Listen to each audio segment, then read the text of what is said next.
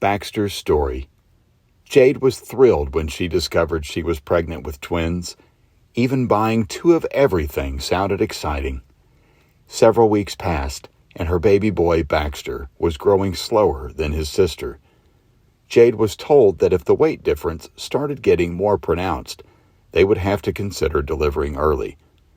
The doctors scheduled a C-section at 36.5 weeks. Except for a couple of issues common with most premature babies, things seemed okay.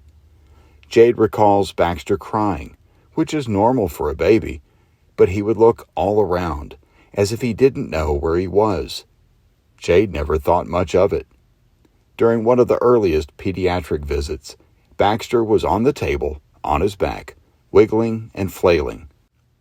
Nothing seemed weird, but the doctor, who was older and delivered a myriad of babies, said, "Oh, this one is your Ritalin baby." Jade asked how he knew, and he said he could just tell. As Baxter got older, his emotional outbursts started causing problems. He would get dismissed from classes, programs, and agencies for many years. Whenever a teacher or leader chose to no longer work with him, his heart would grow more discouraged. Baxter enjoyed many activities, such as Boy Scouts, but he didn't know how to regulate his emotions when upset. Aside from his emotional outbursts, Baxter struggled to engage socially with others. He was often rejected without the appropriate resources to help him overcome his emotional challenges. As the years passed, Baxter grew increasingly lonely and hopeless. The tipping point was when a promising college program for students with special needs expelled Baxter.